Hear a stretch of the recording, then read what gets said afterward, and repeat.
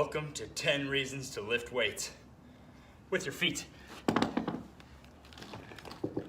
I am going to show you one of the 10 measurable standards that help me go from the slowest guy on every team to now having, honestly, more speed than I imagined would even be possible for me.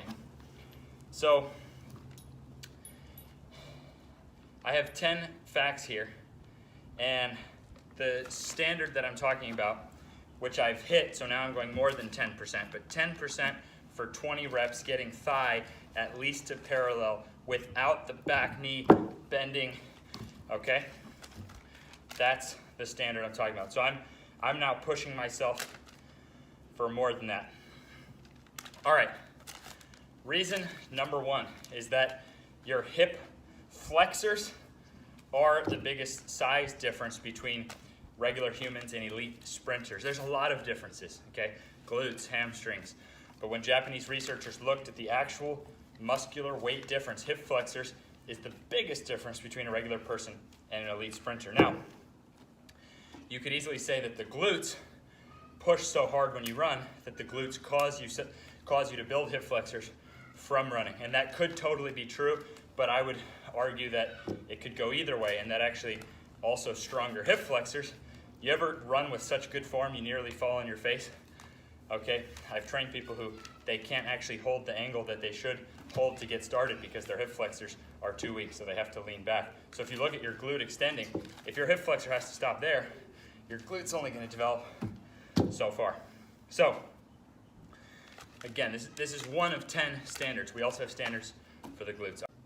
But that brings us right to the number 2 reason, which is that most of us through squats and deadlifts have been training our hip extension for years, if not decades, never training hip flexion with the same drive and measurable standard. So most of us have a ton of speed potential just waiting for us by getting our hip flexors to match our hip extensors, right? The genetic freak guys, they have both. They were made by God. So if we're trying to follow clues and get the same speed as the genetic freak, well, if your buddy's been running faster than you for the last 10 years and now you match his hip extension strength, will you run as fast as him? Or he has 10 years of the hip flexors having to catch up with that speed. So this could be critical to catching up, and I've never found a case yet where someone didn't have speed waiting for them by getting hip flexors stronger. It's the hip flexors only can help you get as fast as your glute is strong, right? So it doesn't mean there's just endless speed potential from hip flexor, but basically to the degree that your hip extension is strong, your hip flexors probably have gains waiting for you. Number 3, a bonus.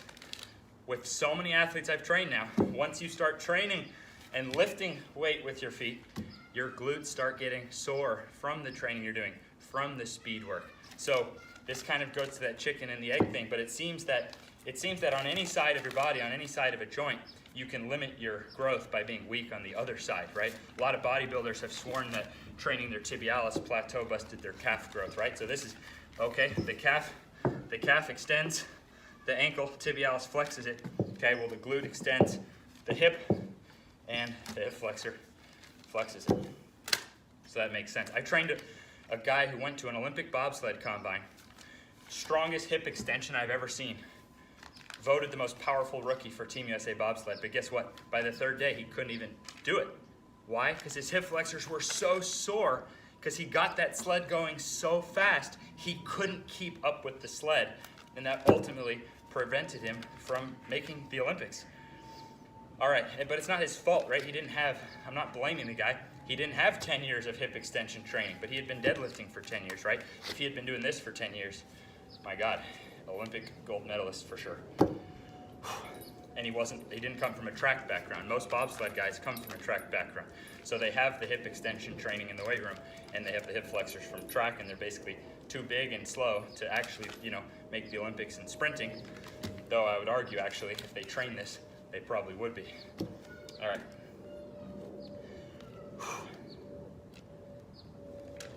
Perfect last example of number 3 is that this is strength. So I remember working with a football player, and we're out on the track. We're running on lasers. and I'm dusting him at top end speed. And he's pissed, and he tells me, how are you running faster than me? I'm stronger than you. And I say, you're not stronger than me. You think you're stronger than me because you're stronger in a couple exercises, squat and deadlift, which even those I'm actually surprisingly strong in as a result of ATG training. So I just took one of my 10 measurables, went to a back extension machine, put my body weight on the bar. He weighed more than me. Deadlifted it like it was nothing. Yum, yum, yum. Guess what? He couldn't even pick that shit up. He didn't. I'm not even talking about hip flexors here. I'm talking about hip extension, the way you actually use it in sprinting. Okay? I was stronger than, physically my body was stronger than his at top end speed. So you have two types, right? And a Romanian deadlift would relate more, this would relate more to the start of a sprint. And then how much you could deadlift on a back extension machine and hold up to that top would relate more to your top end speed. So my point is just that, you know, if we look at 1, 2, and 3 that we've covered so far, right, we know they're a big difference. They're not the only thing in a sprinter, right? We know they're the biggest difference. And most of us have been training our hip extension forever and have not had measurable load on the hip flexors. So we get this bonus that I think getting the hip flexor stronger than when you actually run, play sports, just naturally you use your glutes in extension more, which is also one of the, so this is two, you know, hip flexion and glute and extension are 2 of the 10 things I believe in training with measurable standard. Number 4, price, baby. I used to drive to Tampa to use a $5,000 hip flexor machine. That didn't work as well, I found later, as about a $1,500, which is what I was finding it cost me to get good cable machines for my gym. If you remember the old ATG, we'd lay on our back and we would do this with cables. Only to now find out that strapping up with 10 to 60 bucks, because you can take a $10 floss band. I'll put this in the description of the video so you can see a form tutorial showing you how to wrap a floss band. Or this thing's like 60 bucks. For 10 to 60 bucks, that brings me to point number 5. Reason number 5. Free weights work better than machines. It doesn't mean machines work, but this has been tested to death. Machines work, free weights work better. Theoretically, sure, someone could win an Olympic gold medal in Olympic weightlifting, or break a powerlifting world record, or win a strongman competition without ever touching a free weight, but it's never happened, okay? Because scientifically, machine doesn't work as well as free weight. Not to mention the problem with the cable, which is closer to free weight. Cable machines are different based on the pulley. Some are tougher than others based on the actual internals. But you know what? Unless you're on a different planet, 20 pounds is freaking 20 pounds, okay? So that's what's dope about this, is that free weights work better. And this is my philosophy, which it can take a long time to actually believe this. The closer we get to the truth, the simpler things get. Meaning the more expensive your gym costs, the less results you're gonna get. I'm not saying this as something theoretical, I'm saying factually. I've run my whole life by this concept. It's completely changed my life over the last few years, is by actually going with the concept. What if the closer I get to the truth, the simpler it gets? On that note, you want a really good formula for marriage and not winding up in divorce? Just don't get a divorce. What happens if you don't get a divorce? You have to keep actually trying to make it work. It gets way better than you ever imagined it could get when you want a divorce. I know that's too simple, right? I know, it's too simple. Oftentimes the truth is too simple that we can't handle. All right, number 6. You have more long-term potential in your hip flexors than you have in your six-pack. I learned this from Charles Poliquin. So if you haven't argued with me, don't argue with me. I don't make any of this shit up. I try to learn from the best mentors in the world. Charles Poliquin, rest in peace, trained 286 Olympic medalists, most in history. He was the first one who told me that what they're teaching in college is 20, 30 years behind what he's doing. This, it's gonna take 20, 30 years to have a test of, get your hip flexor this much stronger, your speed goes this much more in relation. So you could just test athletes and you could say, how much can you deadlift off the floor? How much can you deadlift in a back extension? Test their top end speed on lasers. Hand timing is a joke. Go ahead and time 10 in a row. See how far off you are from 1 second. Try to land it on a second, and you see that you can't detect differences. You can detect the difference between a 10-year-old girl and Usain Bolt, but you wouldn't be able to detect any improvement in Usain Bolt. It's getting off track here. Point is, there's your study. If you're in college right now, get your whatever college athletes, test How much can you pick up off the floor? I don't even care about form, because form ruins studies. They don't check form, so whatever. How much can you pick up off the floor? All right, now in a back extension, how much can you pick up and get up? All right, now how much can you lift up here without the back knee bending? Now what's your top end speed? It wouldn't reveal absolutes, because these are only a couple factors, but I'm just saying it's going to be 20, 30 years before we know the difference or the correlation between hip flexor strength and speed. So again, I learned this from Charles Poliquin. Take it up with the greats. I'm not one of the greats yet. I'm trying to get there. And this data has made my athletes millions of dollars. So it's really, there's no point in debating someone like me who's actually creating, so I'm making pro athletes millions of dollars with this, making college scholarships, pro contracts, extending careers, literally making guys run faster, couldn't run a speed, are fully developed, out of a league, and now they're running faster and making millions. 7, don't worry though. Progress actually can be really fast. You know why? Because what I've been doing the whole time, you can take these babies to failure, okay? Do you know how much gains you can make on a muscle? When you can, go ahead and add up. Go ahead and scroll back through this video. Actually, the worst part of this video is knowing that I'm gonna have to scroll back and see how many reps I did and do it with the other one. Because 7 and 8 is being able to go to failure, and what else have I been doing this whole time? Cluster train. I'm able to take a heavy amount of weight. Trust me, 20 pounds for a 180-pound person. Try it before you knock it. See if you can do 20 in a row with about 10% of your weight, then start going up without bending that back leg, right? So cluster training is amazing and very proven, and so is pushing a muscle. So the point is that this safely, imagine on a deadlift, right? Imagine saying, okay, once you hit failure, do 30 more reps. You'd have to have spotters, you'd risk a serious back injury, honestly. So with this, look how safe this is. So what's dope is that an extensor, right? Calf muscle, quad, glutes, right? Those are thought of as the big ones, triple extension. What about triple flexion? To a whole new world. I'm living proof, a whole new world of athleticism waits those who address their flexors, tibialis, Nordics, and hip flexors. And all 3 of those, you can safely push to failure. Do cluster, you can just push it so hard. Number 9. Number 9 and 10 are knee pain and shin splints. And number 9 and 10, again, I did not make up. Number 9 and 10 come from Charles Poliquin, who I mentioned regarding shin splints, and from a doctor, son of a gun. I should have written down his name. If I think of it, the guy's like 50, and he's still running like a gazelle, and he could do a flat Nordic. He's the oldest. If there was some kind of Guinness World Record, he's like the oldest dude to do a flat Nordic ever. If I remember his name, I'll put it in the description. Dr. Ned, Stephen Ned in Clearwater, Florida. I remember taking an athlete to him and him saying, the knee pain is caused by weak hip flexor. Sure enough, the guy had the weakest hip flexors in the gym. No offense to him, one of my best friends in the world. Okay, but are you a clopper or a glider when you run, right?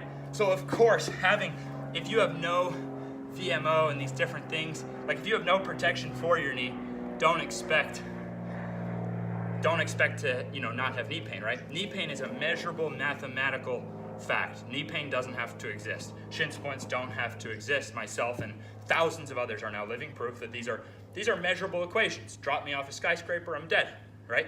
Play basketball, I can easily get anyone to knee shins that are physically impossible to hurt from playing basketball. But the hip flexor is part of that equation. Because imagine with no hip flexors, how would you have to run if you had no hip flexors? Clopping. So I used to be a clopper. I used to run like a Clydesdale. If you saw the opening clip of this video, which Uncle Drew thankfully got from my high school coach, I was too embarrassed to ask the guy for my film, to be quite honest with you. He made me, when we ran the 40 as a team, I ran a 6-second 40-yard dash at age 16. He made me take my shoes off to prove I didn't have lead weights in them, right? So, but guess what though? I was faster than anybody on the team on a speed ladder. I would destroy you with my 6-second 40. I would destroy most NFL players on how much I could move 1 inch until you realize that, holy shit, sports isn't played over 1 inch. Charles Poliquin told me, yeah, I'll train speed ladder once speed ladder is an Olympic sport. It's true. Save the time for mastering.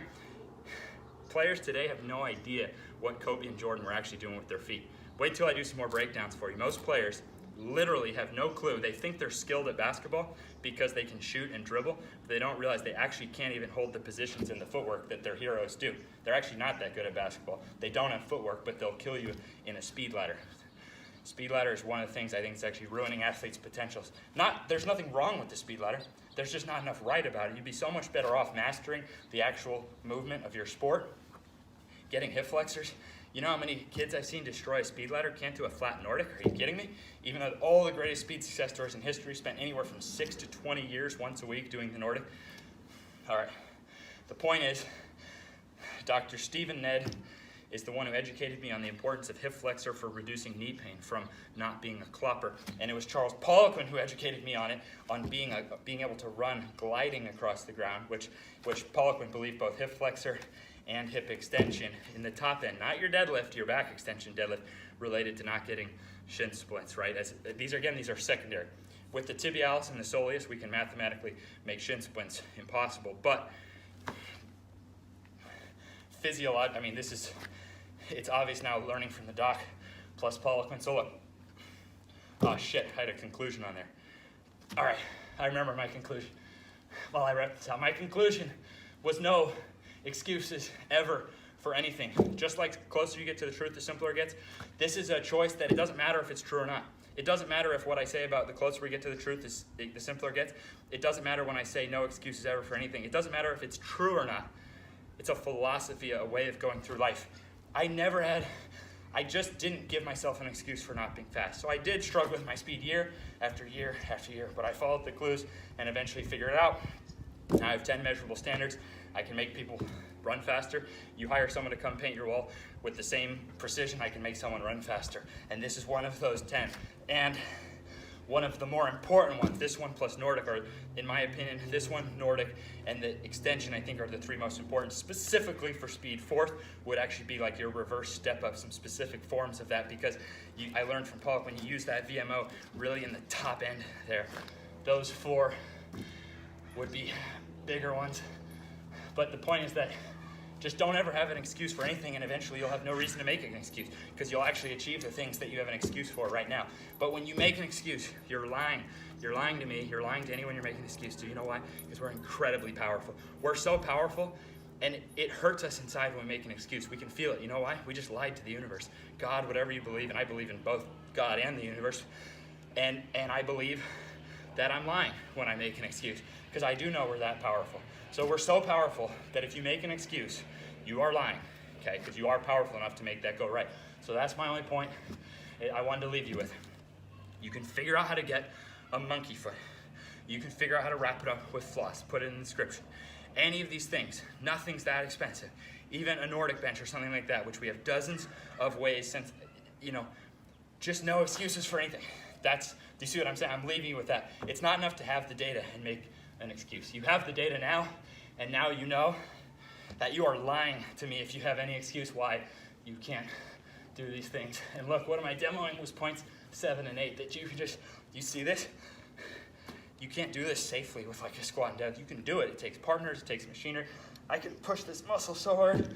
I can press, keep going. And now I have no excuses to do the other side. It's gonna be absolutely horrible. I don't even wanna think about how many reps I did, and I'm gonna have to do it. And guess what? I have no excuses why I'm not gonna be even fast. I don't have any excuses. Why shouldn't I be the fastest person in the world? Or at least I play basketball, right? So I can make that. I'm gonna be the fastest basketball player in the world. Doesn't matter if I get there or not. What matters, I don't have any excuses for getting there, so I'm gonna damn sure get closer to getting there. All right, anyone who's watched this far, got love for you, this side, peace.